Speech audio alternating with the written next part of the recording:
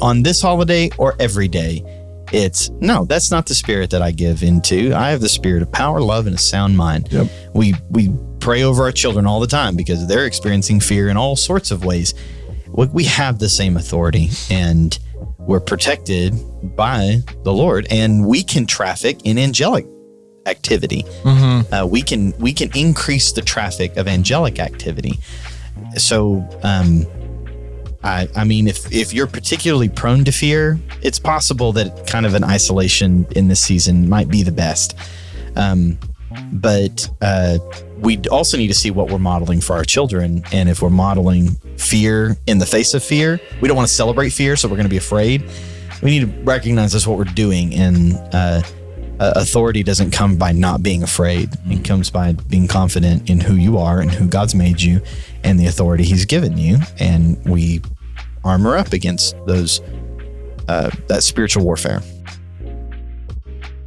Holidays. There's so many of them. Are they good? Are they bad? Should we do it? Should we not? How do we celebrate? Why do we celebrate? It's worth talking about. If we're going to follow Jesus, this is going to come up. So that's what we're going to talk about over the next couple episodes. Holidays, one of them in particular on this episode. I'm Jacob Sheriff. I'm with Josh Tyler. This is my podcast.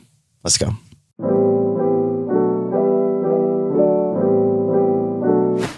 All right, everybody. So we're talking holidays today. Happy holidays, maybe unhappy holidays. When this one gets released, I think it's an unhappy holiday. Yeah. And then after that, it's the happy holidays. Yeah. So the thought behind this conversation is, a lot of things we as humans we do kind of either on autopilot or because we inherited perceptions and things from those who have come before us. And I think it's important for us to have awareness, just like we've talked about in previous episodes, of why we do certain things, why we don't do certain things, and to not just blindly kind of go through another holiday season and just kind of step into the same rhythms of like, hey, we do this because it's expected or it's just tradition or whatever. So I think this topic will be very fun and interesting. So before we get to that, though, I need to pull up my list of random questions for the week and give you guys something fun to ponder. Are you guys excited? These are always so difficult. I'll try not to pick a... It tells you how much we think about our memories, or how it tells me how little I think about the past. Yep. All right. When it comes to personal events that's happened. So this will be an easier one. Great. I think. We'll see. So which three movies have the most awesome soundtracks? Ooh. Josh. All right. Is that easier or is it harder? A little bit. I'm all things Lord of the Rings. I think Peter Jackson did a marvelous job. You mean Howard Shore?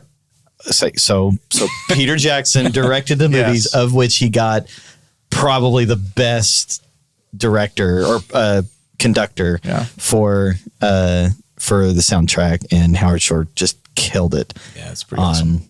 On Lord of the Rings. So that's probably, I don't know, do you count? That's all three of them for you? All three. I'll think about my other ones while you're... The most memorable are things like Jaws, Star Wars. Yeah. John Williams, man. He can do no wrong. He's a pro. Yeah.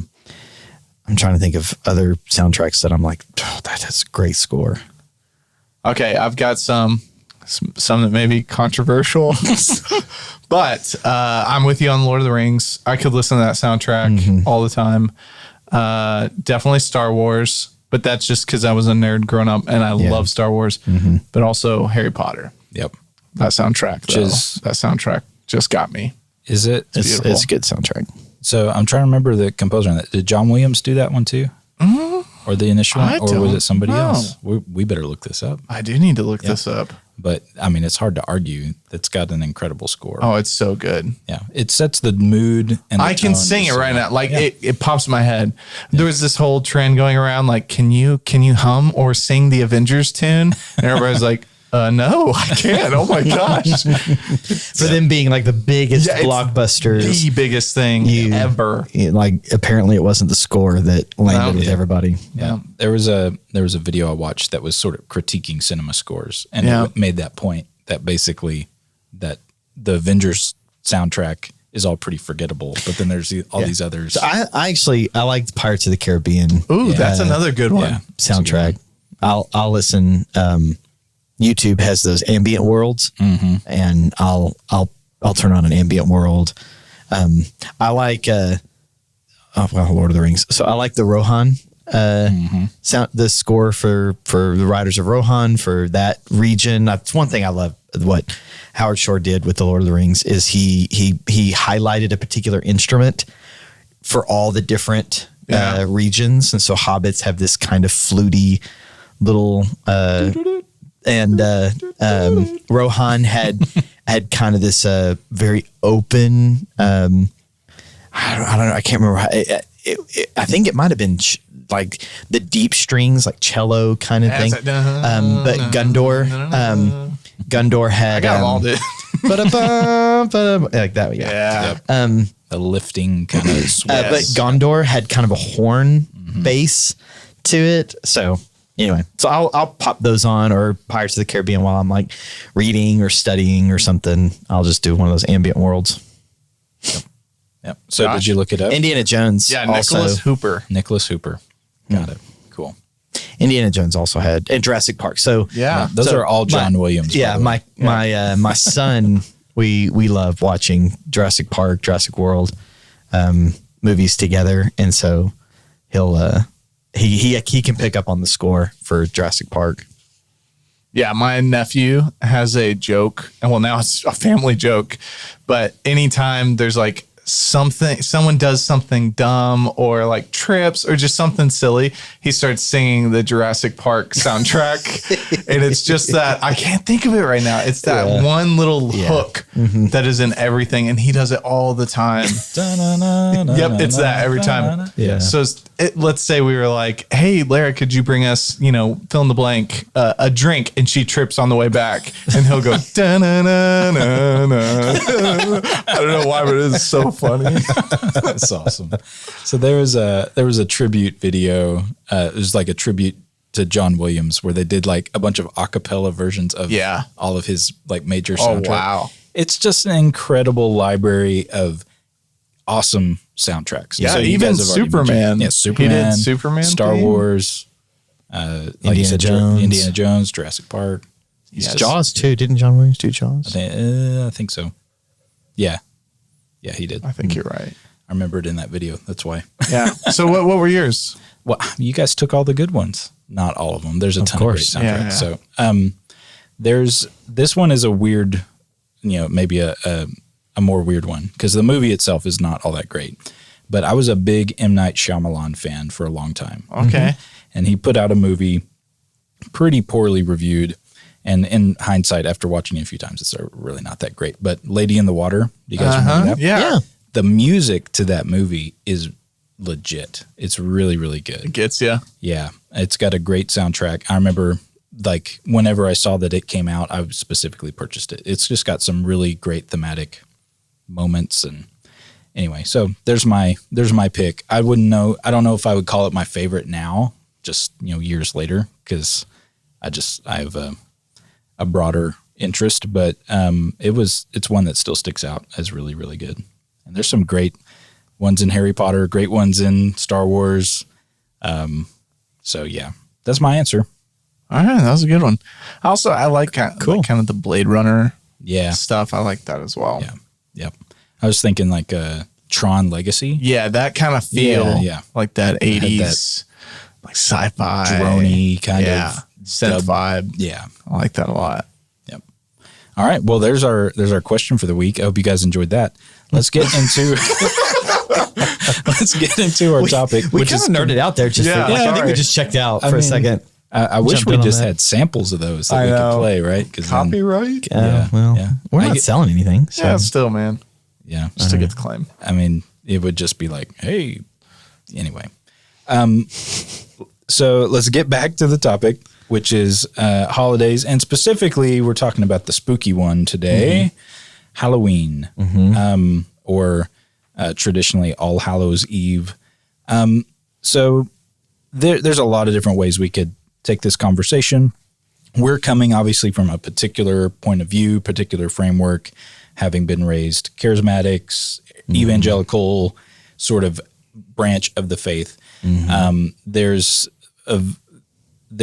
definitely a history of antagonism between Halloween and the church and growing up and things like that. So how do we want to approach this? How do we want to start? Because we were, even before we started the episode, it felt like we were having some interesting conversations about the supernatural, how it's real, how we actually believe it's real, how those things matter, and how we need to be vigilant and paying attention to what we're engaging in. Yeah.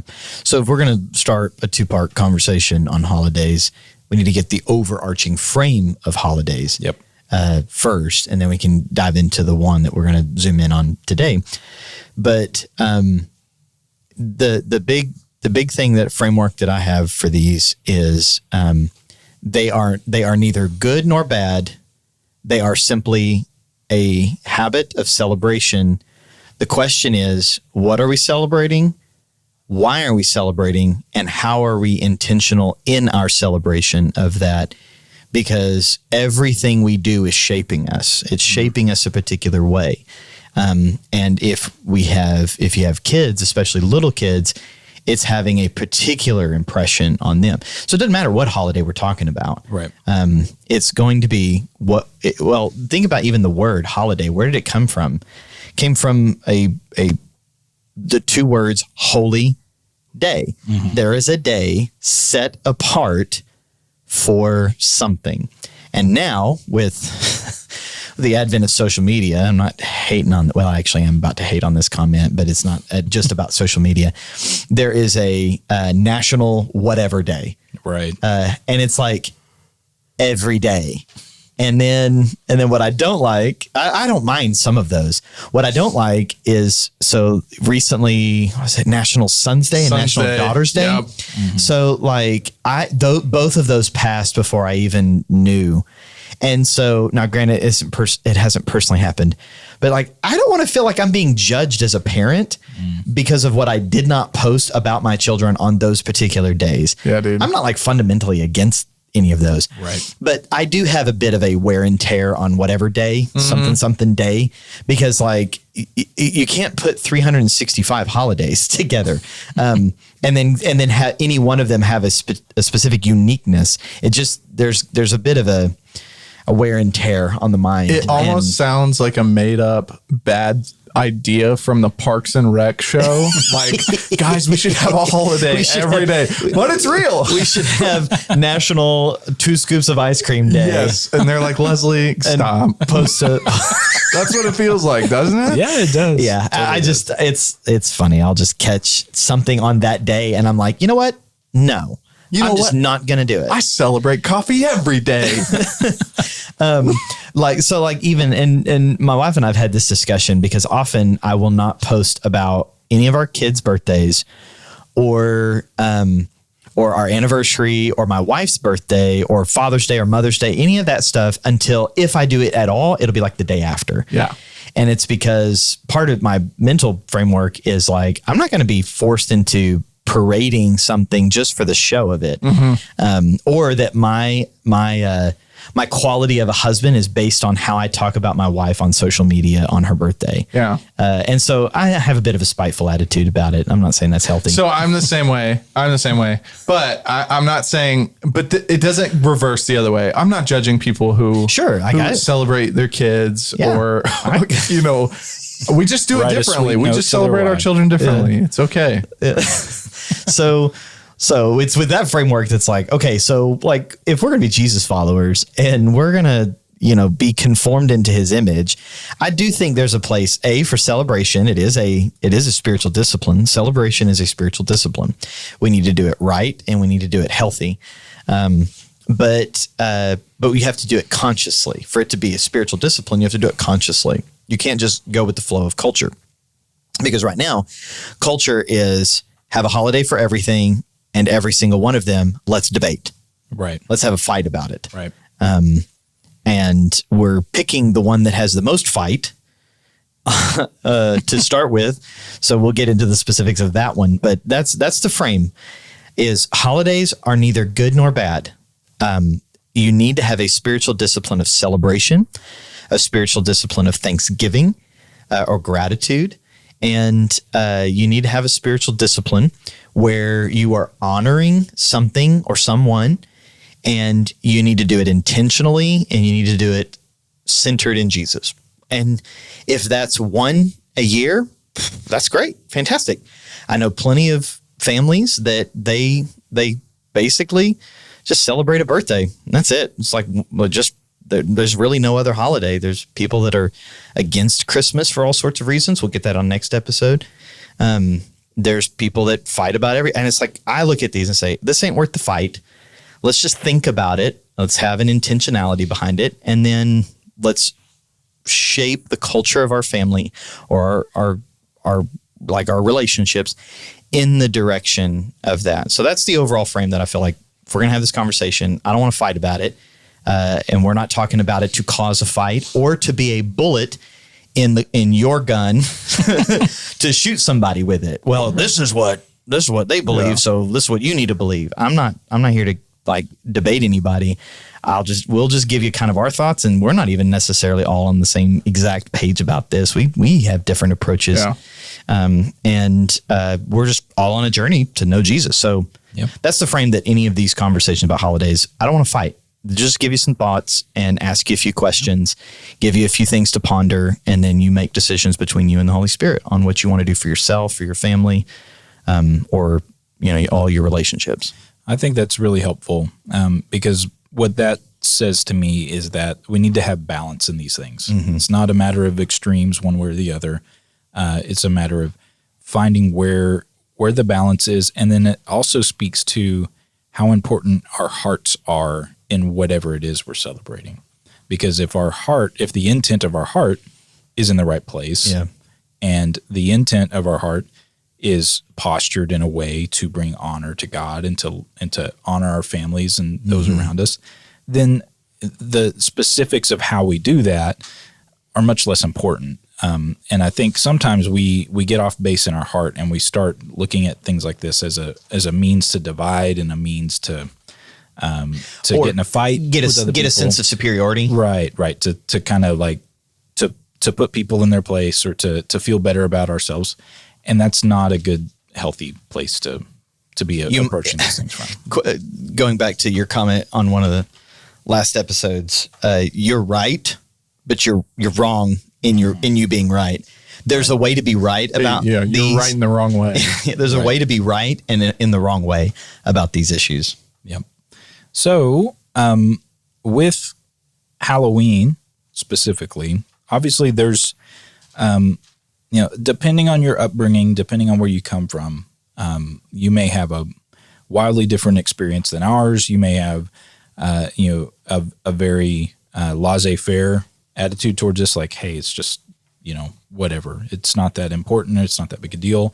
You may think it's a very big deal, that it's just like the day where demons traffic the world, and it's scary, and it's not a good thing. And so depending on your background, where you may come from, you may have a different perspective even than what we have. And we're not invalidating those perspectives. We're not saying, hey, well, your perspective is invalid. Mm-hmm. I literally just said the same thing 2 different ways. Just you meant myself. it. I meant it. I double meant it. Meant it. Verily, I said. Yeah, there you go. It was a verily. But regardless of where we come from, we want to approach this conversation in a way that hopefully just causes you to think, causes you to ask some good questions that help, that maybe unlock some things for you just in your understanding, or like asking the right questions of why do we do things the way that we do things, or why don't we do things this other way. So let's start with with that frame in mind, just like we said, we're not trying to solve and sort of lay down a groundwork of this is how you should think about this. It's more of let's have a conversation around it. So. Yeah. So one thing that just to establish what we do believe, and other people may see it a little different, but we do believe there is a supernatural realm of which there are messengers. That's the Bible word for angel. Right. Angel just simply means messenger. So we do believe there are messengers. There are messengers of the Lord, and there are messengers of the enemy. And so we do believe in angelic activity and demonic activity. That is a real thing, right, even though we don't see it.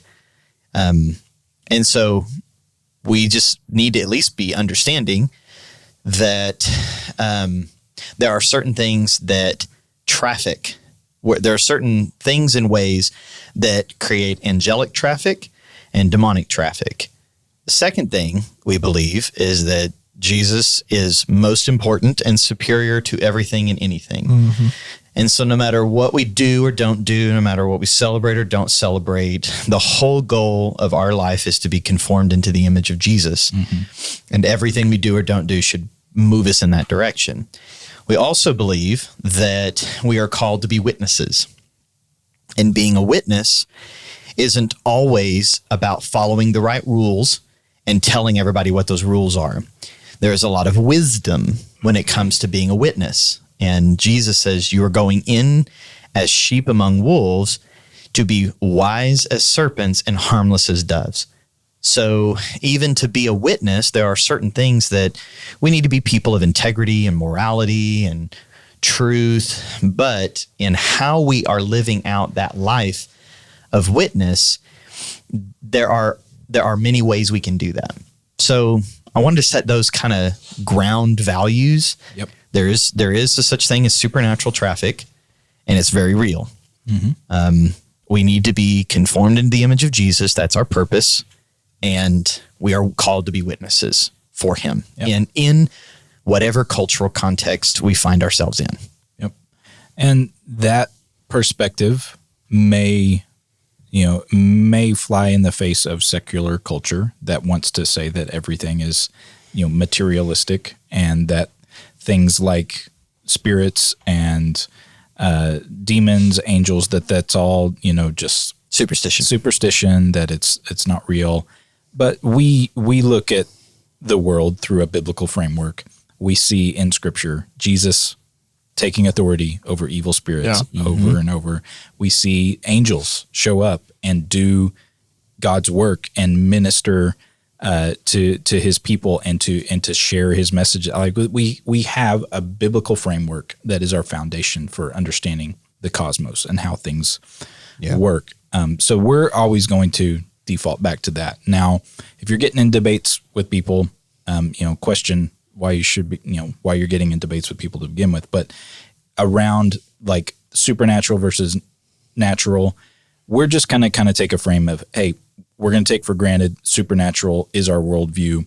That's where we're starting from. That's where we're speaking from. So if you're not in that camp, hey, stick around, enjoy the conversation. Maybe you'll get some alternate perspective. But moving forward, we're not going to be trying to like argue one way or the other there. We're working from that assumption because we believe biblically we have a strong foundation there. So why so much concern around Halloween? Why do we think that it seems to be this thing that the culturally the church kind of wrestles with every year?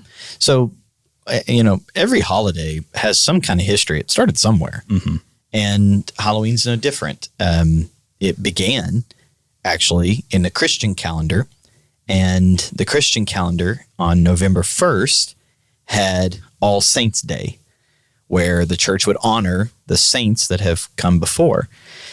And over time, and I'm not well educated in this. I know just a little bit of it, enough that I could say it on a podcast. That the night before, say it on your podcast. I could say it on my podcast, not just any podcast. The night before in I don't remember when it was Dark Ages, Middle Ages, somewhere in that time period that superstition got very heightened. That the night before we honor all the saints was called All Hallows Eve. And on All Hallows Eve was almost like extra demonic activity or extra bad spirits activity. And I honestly don't know how that morphed into Halloween. I just know that that's where you get some of the reason why Halloween has a tone of fear, witches and all the things that cause fear, mummies and ghosts and all that. Supernatural, just like otherworldly kind of. And mostly the negative. The negative otherworldly does have its roots in that, that before the day that all saints, the hallowed ones, were honored, it was All Hallows Eve.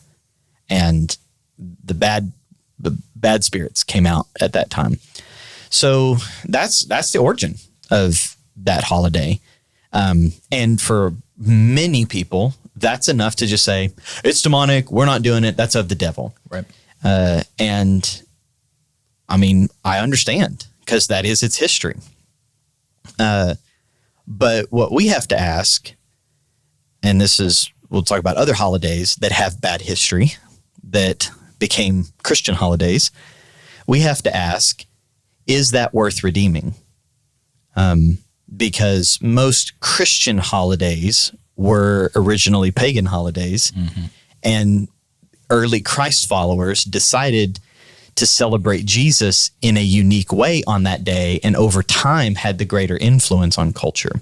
Well, we are living in a post-Christian society and culture, and so we just have to decide, is that worth putting our energies into redeeming? There's a lot of things that need to be redeemed in our culture that need to be brought back to Christ or need to be, quote, converted to Christ.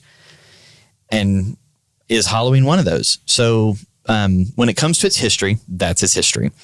So that's one layer of thinking. When I'm thinking about that particular holiday and I take its history into account, that will inform somewhat about what I do about it. The vast majority of people do not have a historical understanding of the holiday. They have a cultural understanding of the holiday. And the cultural understanding of the holiday we're in Western world, American culture it's just another holiday. And on that holiday, you dress up in costumes of scary stuff and you go house to house and get candy and say trick or treat. Most people don't even know what trick or treat came from. But that's just what you do. And it has been a liturgy of the culture on that day to do that. And that's what most people just pick up. They don't necessarily celebrate evil on that day. They just want their kids to have fun and to eat candy. And that's it. I'd say that's the vast majority of people. Sure. But again, we have to ask, what are our children learning? What are we celebrating? And for me, I look at that and say, it's really hard to find how we celebrate Jesus in that. It does glorify fear, culturally speaking. Right. It does emphasize fear and things that would be emphatic on fear. And so we just have to decide, how are we going to approach this? And I don't want to dominate or monologue on this too long, but that's at least the first round that I start looking at things. What is its history? And then what is it worth redeeming? Because the history isn't positive. You can't say that is a Christian holiday. No. It's like the morphing of the negative side of a Christian holiday.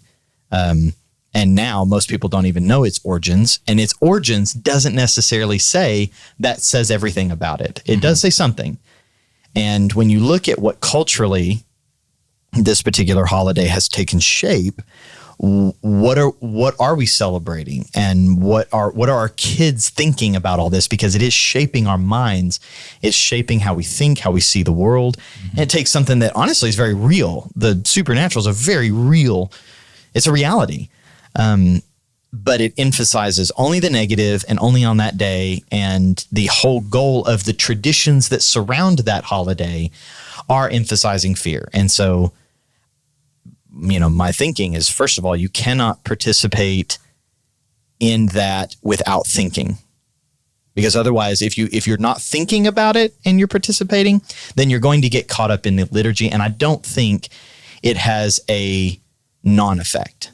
It might not have a great effect. It might not have a big effect on us or our kids. It might, for most people, it potentially is harmless or mildly harmless. But you cannot say it has no effect. That's what I believe about everything. There is not a no effect on it. It is having an effect in some way. Right. So to maybe emphasize that point from another perspective, a positive liturgy or something that you're engaging with, say it's the liturgy of coming to church on Sundays. Whether your heart is in it or not, it still affects you. Yes. So the case you're making is that just because just because you may not be actively participating in the demonic, like, right, hey, I'm going to go and celebrate the devil on this day. Right. You're not doing a seance. Right. Yeah. That and doesn't mean, the vast majority of people are not. Right. And it doesn't mean, though, that the liturgy, the practice, all of the things that are wrapped up into it aren't having an effect. Right. And when you think about going house to house, like, when else would we be sending our children to any random person's house to get something from them? And then the people who, quote, celebrate Halloween, how do they celebrate? Well, they often put all sorts of decorations on their lawn. There's nothing wrong with that. Well, what kind of decorations? And what are those decorations pointing towards? Like, the theme of the holiday, whether we like it or not, you cannot argue, the theme of the holiday is fear. Like, it's supposed to spook you. Now, is it supposed to terrorize you? Most people don't go there. Most, it's mildly spooky is what they're after. Right.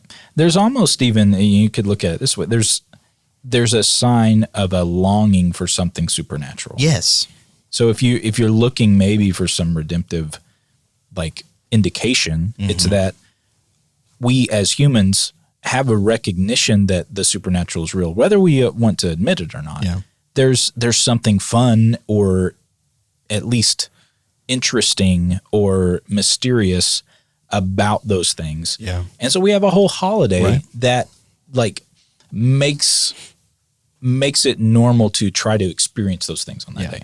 Now, how we do it, especially as Americans and consumeristic society, by buying a buttload of candy and then, going around and, spending money on cheap costumes to just do whatever. Yeah. That's our particular liturgy, I suppose, but yeah. And so here's, lest any of us get on any high horse. Let's not get on a high horse here. Most people are, I would say most people, there's a significant number of people who they're not necessarily dressing up anything bad, a superhero or whatever, and they're not necessarily decking their house out in fear-oriented stuff, and they're just wanting their kids to have fun, and they get free candy for a day. That's usually most people's approach. It's something that they didn't think was a big deal when they were kids, so they don't think it's a big deal for their kid, and they're not necessarily being witches or, zombies or ghosts or anything. They're just being, a Disney princess that day, or they're being a superhero or whatever. And that's how most people approach that. So don't get any self-righteous or high horse mentality like you guys are all demonically influenced and terrible people. Most people are innocent on this. Right. And even innocent in their celebration of fear. They're just wanting to give their kids a good time. My personal approach just on that specific thing, there's a lot of other ways I can give my kids a lot of fun than that. But because it is having a formational effect on them. Right. So whenever we talk, we're making, comments about how the supernatural is real. We've experienced, we were even sharing some stories earlier of we've encountered things that make us not question that. Yep. Like it's not something that that is unfamiliar to us. But one thing I would say, just from a maybe another question to answer or another factor to weigh in, you mentioned how our public witness is a part of that. So that comes in a few different ways. It's how we choose to live in a way that mirrors or just blends in with the culture versus is sort of counter to that culture and intentionally sort of not participating or doing something different than what the culture would do. Right. But then also how we interpersonally relate to people who are there's in the culture. two or three main strategies. Let me think. I know there's two. There could be a third. So let me just start with the two I know, and we'll see if the third emerges. There's subversion, go into a practice or a system, and then be intentionally subversive to it, like you're sort of a participant, but you're subverting it. Then there's separation, like just totally get isolated from it, get outside of it. And then I don't know if this is maybe a variation of that second one, but then there's like a counter to it, like what you said, Hallelujah Night, which is something we've done. So churches often try to navigate this by doing something candy or dress up oriented on the same weekend. That is offering a counter to a practice that maybe has a different emphasis or whatever. All three of those are legitimate strategies about any kind of witness in anything. But all three have temptations to make you self-righteous. Self-righteousness is what all of us have to be on guard against. And so there's a kind of in the culture today, there is a lot of Christians that are trying to subvert a culture, but have gotten in it so much, you can't tell the difference between someone who's a Christian and someone who's not in that particular practice. And at that point, there's no witness. You're not subverting anything. You're just a participant in it. Then there's people who've isolated themselves, but are so isolated they have no common ground to even talk or witness to anybody. And they end up feeling morally superior to everybody because they don't participate in that. And then a counter to something is always in danger of criticism and just being cheesy and just a knockoff with nothing real. You're just a religious version of whatever's in secular society. Yeah. And so we can employ any of those strategies, and every single one of those strategies have dangers to it. Yeah. And those can be used in more things than just holidays. Right. So like look at the 60s where you had the counterculture movement, and you had the kind of three parties there of like the subversion, and then the like, I'm just going to ignore this, or the people who started the counterculture movement. And so I think you could take that approach in a lot of different things. Yeah. And anyways, Yeah. But that example helps connect it for me. Yeah. So you're going to pick one of those strategies. Yeah. If you're not going to participate in something culturally, we're in context talking about Halloween, but again, it could be almost anything. You're going to pick one of those strategies. And every single one of those strategies have a legitimate side to it and a self-righteousness side to it. And I'm concerned that many things in culture right now, Christians are becoming more secularized in one ditch. And then in order to counter the secularized Christian, some Christians jump the ditch and have become zealots. They become what we would probably just generally call just overly religious or legalistic. And they're getting self-righteous in their moral superiority. And that also is not, it becomes a caricature of Christ, not a full characterization of who Christ is. And because it was Jesus that just went right into the mix and mud of everything. And he kind of there were times he was separate. There was times he subverted, and there were times he offered a counter. And that's what I'm saying. Like when it comes to Halloween, you can find a way to participate in any one of those three and still be modeling Christ. How you do so, though, is going to be really important, and sometimes is based on your context. Sometimes it's based on your own history. Sometimes it's based on like the church you belong to, where you personally may have a separation mentality where I need to be out of this, but your church wants to counter something. Yeah. They want to be a counter to that. Give kids still a fun, candy-oriented alternative, but it be safe and it have something to do with Jesus. And then you're just going to have to personally decide, like, do I maintain my personal strategy of separation? Do I jump in the counter? And then I personally despise the strategy of instead of haunted house, hell house. Where churches try to like capitalize on the fear. Pardon the phrase, but scare the hell out of people. Right. They're trying to make because the supernatural is real. They're trying to make it so real that they scare you into surrendering your life to Jesus. Right. And I don't like that tact. So fear is demonic. Demonic not in the sense of it's the wrong. It's an emotion. It's a feeling that moves you in the wrong direction to turn away. It does heighten fear. Does heighten demonic traffic or the potential for demonic traffic. It opens you up to voices that come from the enemy. Everybody has feelings of fear. But when we try to use those just for fun, like I personally, some people, they can watch like horror movies and it's like entertainment for them. It's fun for them. I don't see that. I think that you're playing with fire. I'm not going to call you a sinner for it, but like I think you're playing with fire. You're getting in dangerous territory there because it does have some effect on you. What you see and what you hear does have some effect on you, even if it's not the intended effect of scaring you. But I can't do that because when you give in to fear too often, like you just become accustomed to it. And so fear does have a potent effect on us that is used for the enemy. And that's why I don't like pastors who use fear as a tactic to get people saved. The whole, if you got hit by a bus tonight, if you had gotten a car wreck tonight, where would you go? I think that is manipulative. It's manipulative. Yep. It's using fear to get a godly response. Well, and if someone can trick you into something, someone can talk you out of it. Yeah. And I think when you use fear, that's not a spirit we were given. Right. And so that compromises a sound mind.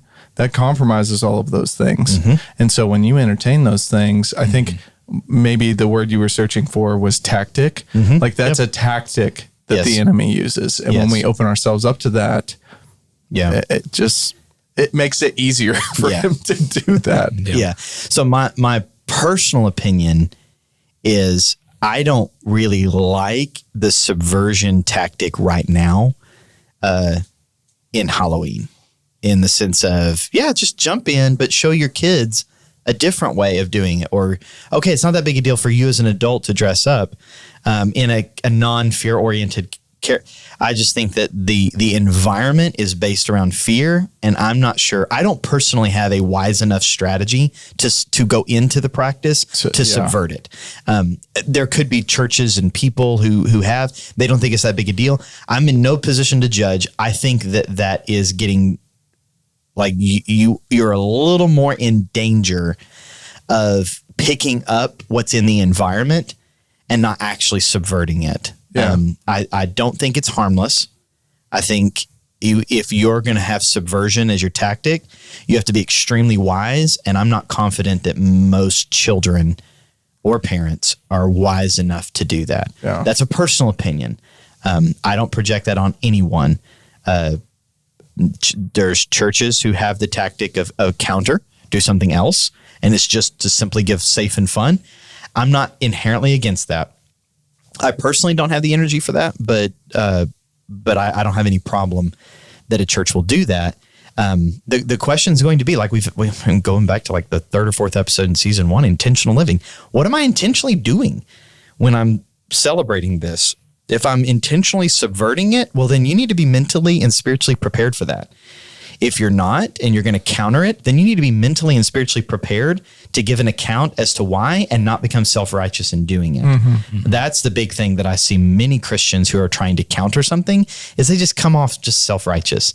And that's dangerous. You can't do that because now people who are so previewing next episode, there are so many people who are emphatically against Halloween because it's just of the devil. It promotes fear.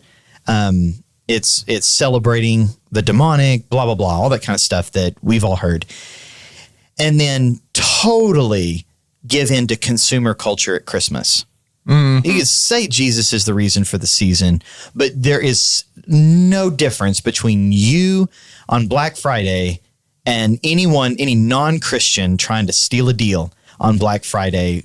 Like, do not tell me that you are to not celebrate Halloween, but you hold Black Friday as a holy day to get a sale for your family. So I'm just you're talking out of both sides of your mouth. Yeah. There's like logical inconsistency in those arguments for sure. It drives me crazy. You're picking a soapbox that you don't take and apply across the board. The other point that I would make, and this is maybe a bit more in the subversion camp, because I think in my practice with my family, I think I've pushed more that direction than the isolationist direction, because growing up, and this is not a critique of how I was raised, I remember having real fear as Halloween would get closer. Not because of Halloween, but because I knew, and not because like I was afraid of demons or like anything, but there was almost a fear of the holiday itself that was being communicated in this. Like we lose our spiritual authority on this day because fear is celebrated. And I know it sounds kind of silly, but what I didn't like and what I started to notice that didn't really register with me was I didn't like that we would shut off all the lights and act like we weren't home so that we wouldn't have to answer trick-or-treaters. Like if someone knocks on that door and you're like, oh my gosh. Because to me what that was communicating like, as a kid that we need to be afraid of, like they're going to bring demons in the house or something like that. And I didn't, as I got older, I recognized that was a bit of what was going on in my head, and I didn't want my kids to be fearful. And so we don't participate at the same level as anybody, in the culture. We don't go take our kids trick-or-treating. We don't do things like that. But we're not going to shut our doors and act like we're not home, because to me these are my neighbors that that live on my street, and I'm trying to kind of to be able to build a relationship with the people in my community. And it's either I have this chance that I hardly interact with my neighbors. Am I going to present myself as somebody who is going to reject them when they knock on my door, or am I going to be a safe house where people can come? And so that's sort of what my internal processing as I decide, okay, are we going to give out candy or are we not? And so when Halloween runs around, if we've got something else to do, great. We don't have to be at home. Like we'll go find maybe there's a Hallelujah night somewhere we can go. Yeah, man. We can do. Or I mean, my grandma used to put those on like a long time ago, and they were so much fun. I remember getting whoopee cushions and all kinds of fun stuff from like the little carnival booths and stuff like that. But if that doesn't present itself, like last year, it's COVID, like nobody was doing trick-or-treating or anything like that, hardly at all, or the year before, whenever it was. And so to me, what I had to wrestle with, and I'm still walking this out and figuring this out, is like, I don't want my heart towards other people to be suspicious on that day. Right. And that, like, I've raised this sort of like you were saying, this self-righteousness, not that it's self-righteous to be isolationist or things like that, but for me, my own internal working of it was like, am I going to be at a place where I can respond in love to people whenever they come? Can I, smile at the kids whenever they're dressed up and But I'm also protecting my kids at the same time. I'm not sending my kids to answer the door where they might see some freaky looking werewolf dude or something like, but I'm showing my kids that we can be hospitable while also not engage in the culture. And so that's how we've kind of wrestled with it and walked through it and what we do. I'm not saying what we do is 100% right or is wrong or is one way or another in between. But what I had to sort of my internal monitoring of how we decided how we wanted to respond is what is my heart towards other people and what is my heart towards God in my response to this? Yeah. If my heart towards other people is compassion and hopefully love, or is it, in a maybe a more self-centered way, like I want to be perceived as compassionate and loving, like virtue signal-y style stuff of like, oh, well, I don't want to be perceived as one of those Christians, one of those mean Christians that Those Bible thumpers. Yeah. So if that's my attitude, okay, I've got another issue I need to deal with, which is self-righteousness, like you said. But if my heart is for those people and is for my kids to see that modeled in a way of like, we don't have to be afraid on Halloween. Right. We have no reason to fear any day because of who Jesus is. God, like you said, God hasn't given us a spirit of fear. So I don't want the holiday itself to carry with it this sense of impending doom or impending danger that my kids are afraid of, because that was what I was. Yeah, the devil doesn't get any more authority on that day, right? And Jesus doesn't become less authoritative on that day. There may be some more traffic, but that doesn't change the level of authority. No. So we still walk we still walk with the authority of Jesus that on that particular day didn't change. Yep. And so what that has looked like for us is usually we find another day for the girls to dress up. Yeah. Because they like playing dress up and they do it all the time. Like, let's just do it on a different day. Does it really matter? Maybe, maybe not. But by intentionally not doing it on that day, we're not affirming the celebration of it. We're not taking them out to participate in the whole ritual. But what felt like a balance for me was I'm not going to operate in a way that would make my kids think that we're afraid on this day. Yeah. Because that was unintentionally, I think, some of the things that were picked up in my upbringing. Because my family didn't always go to this church. We went to another church and we had some weird supernatural stuff going on and that I remember growing up. And a lot of it was around just this heightened awareness of demonic activity and just being like, there's a demon around every corner. And like, I remember my dad, this is going to sound like a weird random story, but I remember we went and got cats. Like somebody was giving away cats and one of the cats had a demon and like we go home and this cat is like acting wild and crazy. My dad goes in, he gets some anointing oil and he comes outside. He casts the demon out of the cat. It's the best cat we ever had after that. Like that's my upbringing. Like I'm not unfamiliar with the spiritual nature of stuff. My mom went through a situation before she got married that, I mean, demonic activity was a reality in her experience. So my parents were more sensitive to it, I think, even than what I we can't take for granted that we have gotten more and more secular in our culture, and in our attempt, the further away we get from those stories, the cheesier they sound. But in those moments, those were real. Oh yeah. And it somewhat might be cheesy, but like that doesn't take away from the reality of that, that we still have to acknowledge just because culturally around us is more, well, actually there's probably more openness to the supernatural, but not necessarily particular what we've experienced. Right. And again, we've had those experiences and we were just talking about earlier, not this one in a real one, but like, we all read This Present Darkness. And I mentioned that I'm rereading that right now from Frank Peretti. And it makes you feel like there's demons and angels everywhere all the time, which is potentially true. I don't know. That's just a novel. Whether they take the shape and activity that they do in that novel, who knows? I mean, it's a novel. It's supposed to be entertaining and fun to listen to, but or listen.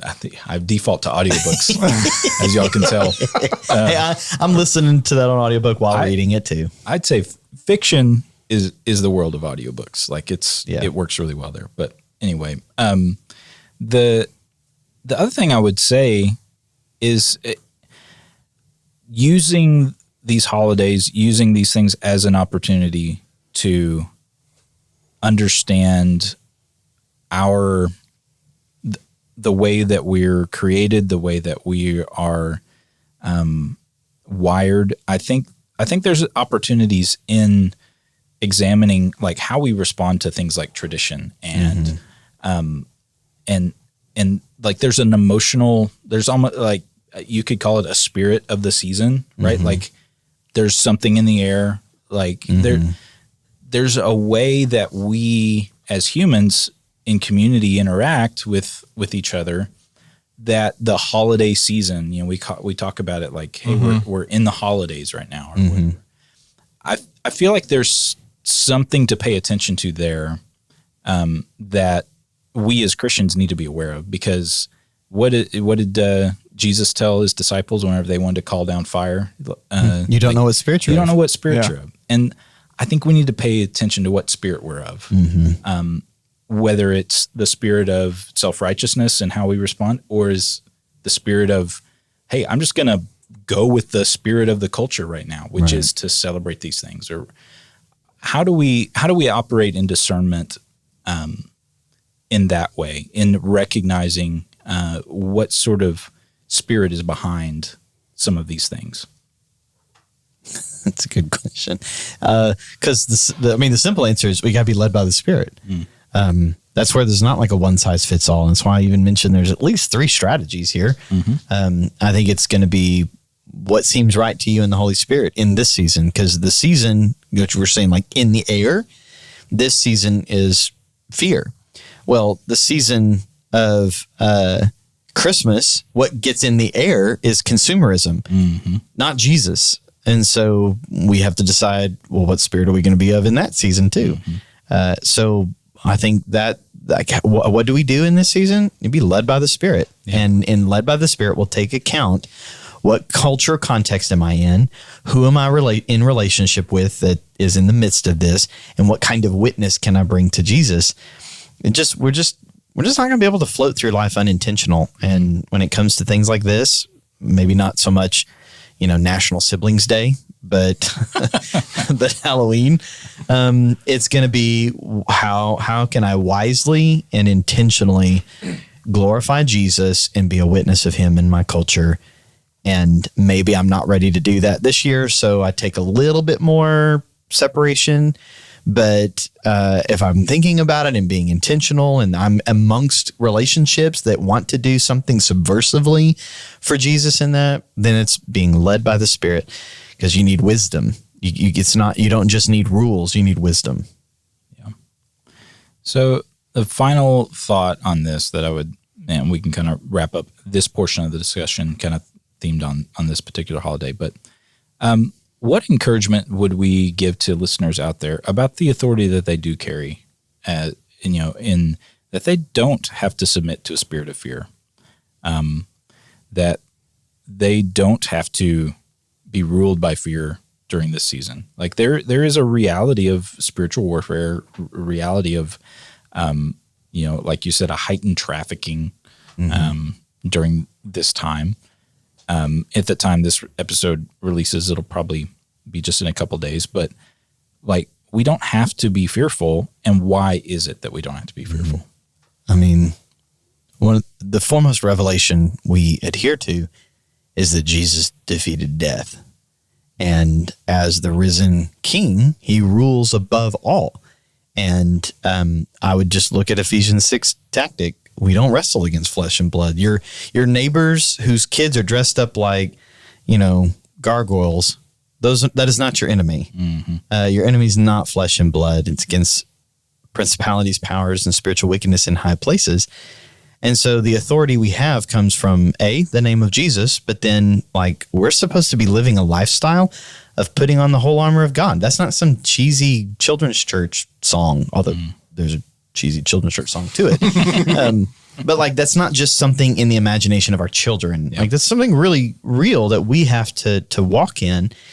And we need to be able to walk in that. We need to walk in that authority and protection that, I mean, we would, on this holiday or every day, no, that's not the spirit that I give into. I have the spirit of power, love, and a sound mind. Yep. We pray over our children all the time because they're experiencing fear in all sorts of ways.